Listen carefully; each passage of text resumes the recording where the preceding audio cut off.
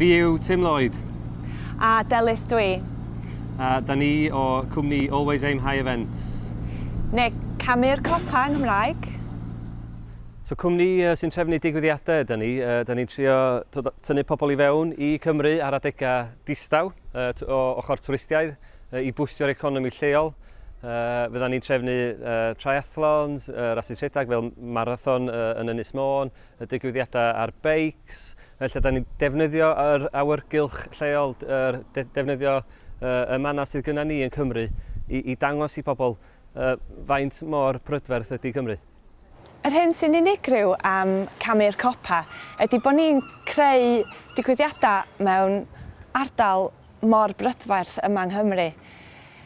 Mae gennym ni fynyddoedd, môr, a mae rhaid i ni defnyddio hynna i gwneud digwyddiadau arbennig iawn sydd yn rhoi profiad arbennig i bobl sy'n dod i cystadlu yma. Yn mis Mai, nathon ni trefnu Llancyllechi neu Sleitman Triathlon yn Llanberis, lle nathon ni tynnu 400 o bobl i fewn i'r ardal i cymryd rhan yn y chwaral efo nofio yn y llyn yn Llanberis yn Llyn Padan a beicio rownd yr lonydd o Eryri. Oedd y digwyddiad yn wych, yr feedback gathon ni ar ôl y digwyddiad yn wych, o pawb wedi mwynhau a da ni'n disgwyl i'r digwyddiad tyfu i fod yn digwyddiad mawr iawn yn y dyfodol.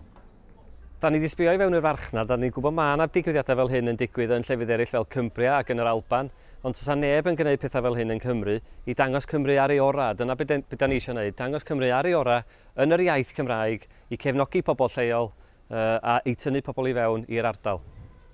Unrhyw profits da ni'n gwneud allan o'r digwyddiadau, mae'r profits yna mynd yn ôl i'r ardaloedd lleol, i elusennau lleol, a hefyd mae'r cwmnïau da ni'n gorfod prynu fewn i roed y digwyddiadau ymlaen, fydda ni mond yn prynu cwmnïau Cymraeg hefyd.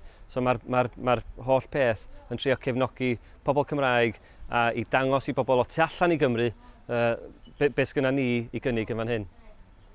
Da ni'n meddwl bod o'n bwysig iawn defnyddio'r iaith Cymraeg yn bob dim da ni'n neud yn y cwmni. Da ni yn rhoi gwybodaeth allan yn Gymraeg, mae'n sylwebaeth yn ystod yr digwyddiadau yn Gymraeg, ac bob dim da ni'n rhoi yn ddwyieithog. Mae gennym ni ddwy iaith, ac felly fel cwmni mi ydym ni'n defnyddio y ddwy iaith.